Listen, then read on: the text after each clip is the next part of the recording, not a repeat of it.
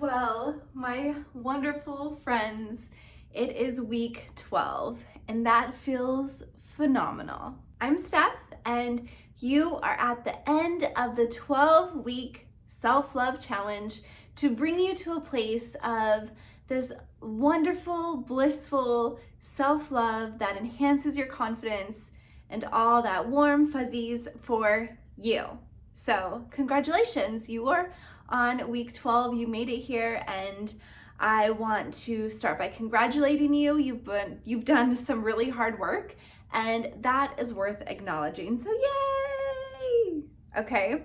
Also, I want you to go ahead and take out your notebook, your journal that you started with, and we're going to start week 12 with asking yourself the same exact question we started with in week 1. So thinking of that scale from 0 to 10, and 10 being the best it could be, the most love you could absolutely feel for yourself, and 0 being the complete opposite. You couldn't dislike yourself more. You love yourself 0%. So I want you to think of the statement, I love myself deeply and completely.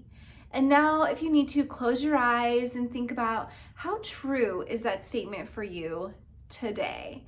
So again, I love myself deeply and completely. How true is that for you on that scale from 0 to 10? Now go ahead and write down your number and discover, has it moved? Has it increased since week 1? If it has, fantastic. You've been doing the work, you've been showing up for yourself, you're starting to shift your mind and your perspective of yourself and the beliefs around who you are and your value. So congratulations, that's awesome. If you didn't move that much, that's okay. You know, those habits have been buried deep inside you and now it's just time to keep doing the work. Keep doing the inner work. Find another approach that might work for you better versus mine, or just keep hanging in there and continuing to take those small steps that move you in the direction where you want to go. Also, I would encourage you every few weeks to go back and do this scale. Check in with yourself. Have you been moving, progressing on this scale? Remember, we're not aiming for perfection, we're aiming for progress. So are you making progress? And check in with yourself. What do you need to do to continue moving towards your 10? And what is taking you closer to that 0 or taking you backwards? And identify that, and what can you do to stop yourself from going backwards? And what can you do to make sure that you keep taking those steps forward towards your 10? Also take a moment to evaluate what have you completed on your experience list and celebrate that. And what do you still have left to celebrate by completing on your experience list? And is there something that you could be adding to your kind of to-do list, your vision board, your hopes for 2021? Is there something on your experience list you can do there? Is there a way that you can break down some of your goals even smaller, into smaller steps, into more doable, digestible, easier to accomplish steps, like little micro goals, right?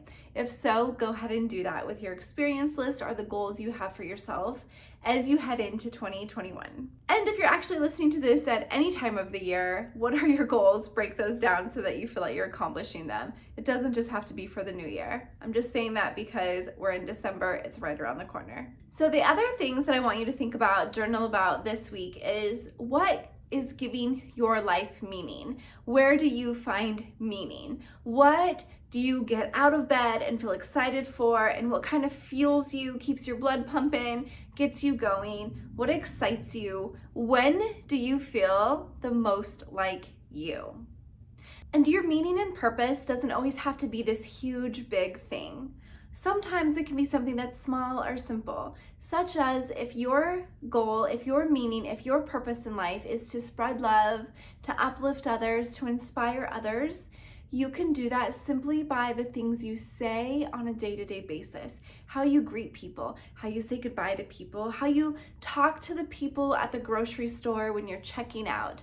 right? Making eye contact with people. Those are ways to uplift people. You know, when you have a chance to smile at someone, smile at them, right? All of these little things really can uplift others. So it doesn't have to be something ginormous or grand in order for it to be valid. Now, if you are wondering what is your meaning, what is your purpose, you're not sure, again, maybe it's okay to give yourself permission that your meaning, your purpose can be something that is simple or easy or something that changes your world instead of the world. Do you know what I'm saying? Because no matter what we do has ripple effects, right? We all work within a system. And so what I do changes those around me, it influences those around me. And so when I'm doing things that are uplifting, even if my way of seeing something that's uplifting is different than somebody else's, it's still something that is shifting the world in some way that I think is beneficial, right? And if it's not causing harm to other people, then chances are it is doing some good, right? So ask yourself, when do you feel the most like you? What energizes you? What feels really good, like in your body when you're doing it or when you're saying it or when you're experiencing it? When do you feel the most alive, the most joy, the most bliss? What do you kind of keep in your mind when you're not going back to play negative records, right? When you're playing positive memories, where do those take you? So identify those moments. Like, when are you getting lost in the moment? Those are the things that help you identify what gives your life meaning and purpose. Also, it's really important when we want to have meaning and purpose is that we do things for other people, or we do kind things for others. Do kind acts for other people. Be thoughtful, considerate. How can you lift up somebody else's day, make their day a little easier? How can you spread some love, some kindness, some joy? Those are things that add to, that boost your purpose and your meaning and the feel goods in your own body. And that is a beautiful thing. So make sure to think about ways that you're paying it forward or being kind or just spreading goodness. Because right now and ever, we can never have too much goodness. So the little things that you're doing do matter because they're not little. They just feel little, but they're actually really big.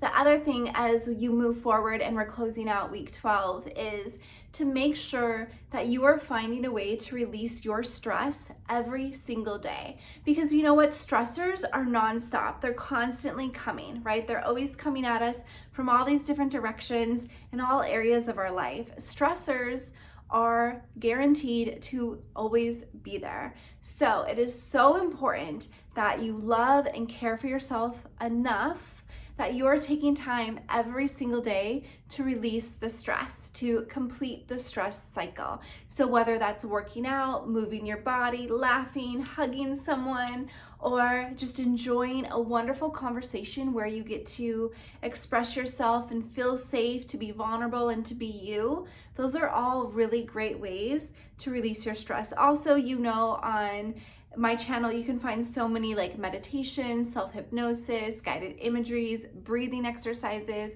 Those are also great ways to support your journey of releasing stress. So definitely do that. And week 11 has one specifically for that. So make sure to check those out if you want to make sure that you are doing something every day to release your stress. So especially if you're not into working out. Working out is the best way, but if you're not into it, then there's other ways that you can still take care of yourself and release your stress. And one of those is also doing the power pose. So I know we've heard about, you know, the power poses where you can stand like this, right? Power pose. You have your feet up and your arms back, right? Or even standing like this, or standing with your arms up and wide, right? That's a great way to do a power pose.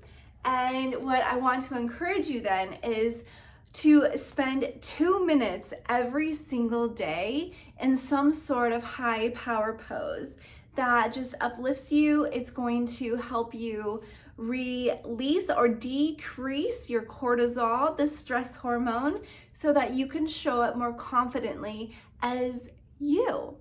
because the world needs you. So, and you need you. So definitely just do whatever power pose feels comfortable for you. And as you're getting ready in the morning or before you go into a meeting or whatever it is that you want to feel like the best, most confident you. So I like to do it in the morning as part of my morning routine. And so I like to actually have my arms up, and once they get a little tired, then I'll kind of transition to here. And if they, because for 2 minutes, I guess this is kind of hard for me to do for 2 minutes. So I just like transition it for here for a little bit, and then I end it with here so that I just feel amazing. So I want that for you too. So 2 minutes a day, just add that in and see what it does for you, right? Give it a shot. You got nothing to lose. And I'd like to encourage you to allow yourself to start showing up more and more of you and as you every single day, right? And all these little different opportunities. Start to identify what feels most like you and when it feels good to show up as you, right? So start just letting yourself be invited into more and more of your day, more and more of your interactions with other people, and start to notice that there's room for you in this world, in interactions with other people, whether it's professional or personal. So start inviting yourself to come and play and enjoy in this world. And when you do that, start noticing the evidence that you are worthy, that you are enough, you're more than enough, you're likable, you're intelligent, you're funny, you're all of these things that you want to be, that you worry that you're not. Start finding evidence that shows that you do have those personality traits within yourself, those behaviors, those thoughts, those actions, all of those things are already living within you. And now you're just going to give them more opportunities to show up every single day as you invite the real you to embrace and enjoy your life. And again, I just really want to thank you for taking yourself on this journey and allowing me to be a part of it. So I think you are fantastic, and I'm proud of you for putting in the work. And if you're someone who doesn't like to hear I'm proud of you, well then I celebrate you, and I'm grateful for you for showing up for you. So, and I feel honored to be a part of your journey. Now, if you've done this work and you feel like, hey, I have made progress and I feel like I'm ready to make even more progress and I want personalized attention, I want one-on-one attention, well, my friend, that is something I can offer you. So go ahead and send me an email to stephanie@beautifullychanged.com and let me know that you would like to work one-on-one with me. We can do some individual sessions and really help you get closer to your 10. So if that is something that feels right to you, that feels like it's pulling on you, then there is the opportunity to make that happen. So for those of you who want to do that, I look forward to working with you more personally and to witness you achieving and moving closer to your truly, deeply, and completely loving and embracing who you are. So let's go ahead and wrap this up with me sending so much love to you and you committing to continuing to showing up for yourself every single day, letting love grow, nourishing your love and your confidence because you're worth it. You are more than worth it. And go ahead and hit that like and subscribe, and I'll see you in my next video. And you keep being the incredible person you are, because you know what? The world does need you. Whether it's the world at large or the world that's around you, you're needed. Bye.